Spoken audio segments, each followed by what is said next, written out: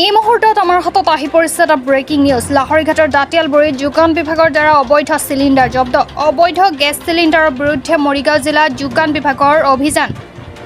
জিলা যোগান বিভাগৰ সহকাৰী সঞ্চালক মতিনুৰ ৰহমানৰ নেতৃত্বত অহা এটিয়ে লাহৰীঘাটৰ দাঁতিয়ালবুৰী তিনিআলিত অভিযান চলাই বহু পৰিমাণৰ অবৈধ চিলিণ্ডাৰ জব্দ কৰে। ফাইজুৰ ৰহমানৰ বাসস্থানৰ পৰা অবৈধভাৱে মজুত 16টাকৈ খালী ঘৰুৱা গেছ চিলিণ্ডাৰ জব্দ কৰে। লাহৰীঘাটৰ শান্তি গেছ এজেন্সিয়ে মুকলি বজাৰত অধিক দামত বিক্ৰীৰ বাবে যোগান দিয়ে।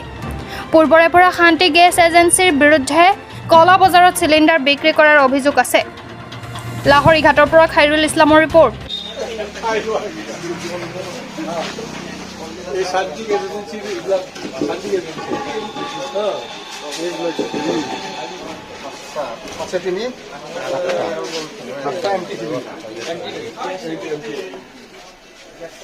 এটা তেলটো আছে আৰু দি পেট্ৰল আছে পেট্ৰল কিমান আছে আছে প্ৰায় ধৰক আধা হলে ওপৰ ঘাটটো লৈ ধৰক নাই আঠটা চব গেছৰ গুদাম গেছ এজেন্সি লাইচেন্স দিব লাগে আৰু ভাড়া বুলি কৈছে আঠটা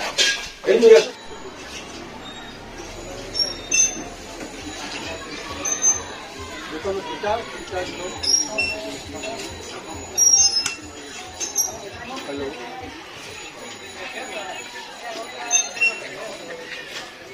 Now खाना और खाना हो नहीं ये दोनों को खाना पड़ेगा बोर्ड ऊपर से हो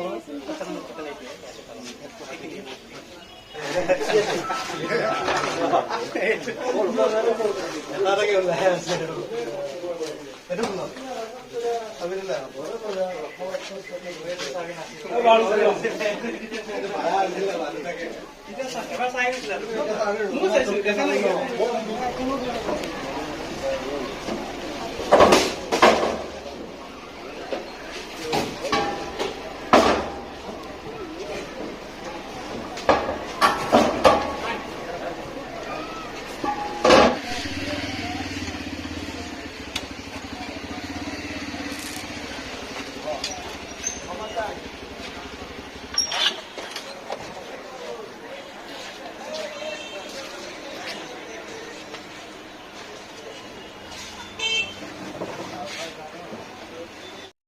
ইয়াত আমি 16টা খালী চিলিণ্ডাৰ মজুত পালোঁ। এইখিনি আমি জব্দ কৰিলোঁ।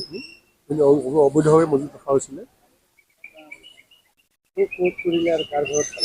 এতিয়া মই আমাৰ দাঁতিয়ালবাৰী তিনিআলিত থকা ফাইজুৰ ৰহমান নামৰ লোকজনৰ ঘৰত পাইছোঁ। এইখিনি বেছিভাগ শান্তি গেছ এজেঞ্চিৰে আছে। দুটামান এইচ পিৰো আছে। আমি আৰম্ভ কৰিছোঁ। আমি অভিযোগ পাইছোঁ, আমি যথেষ্ট অভিযোগ পাইছোঁ এই অঞ্চলত। তেওঁলোকে CSC নামত মানে কি একচুৱেলি CSC খুলিলে যে গেছ দিব পাৰে এইটো কথা নহয়। তেওঁলোক প্ৰশাসনৰ অনুমতি ল'ব লাগিব।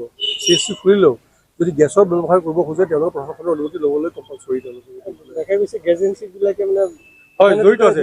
আমি অতি কঠোৰ ব্যৱস্থা ল'ম। এতিয়া অনুসন্ধান আমি আৰম্ভ কৰিছোঁ। আমি গেছ এজেঞ্চিৰ তেওঁলোকে মূল দায়ী হ'ল আপোনাৰ গেছ এজেঞ্চিবোৰে। আমি গেছ এজেঞ্চিৰ বিৰুদ্ধে যথেষ্ট কঠোৰ হ'ম। আপোনালোকে দেখিবলৈ পাব অহা দিনবিলাকত আমি গেছ এজেঞ্চিৰ বিৰুদ্ধে আমি যথেষ্ট আমি কঠোৰ হ'ম। তেওঁলোকে হোম ডেলিভাৰী কৰিবলৈ লাগে। হোম ডেলিভাৰী নকৰি কিছুমান তেওঁলোকে নিজৰ পাবত গজা কিছুমান অনুষ্ঠান খুলি দি মানে ইলিগেল কিছুমান কমিশ্যন ল'বলৈ তেওঁলোকে আৰম্ভ কৰিছে। এইটো আমি বন্ধ কৰিম। এইটো শান্তি গেছ এজেঞ্চিৰে গেছ এজেঞ্চি চেছ কৰিছোঁ।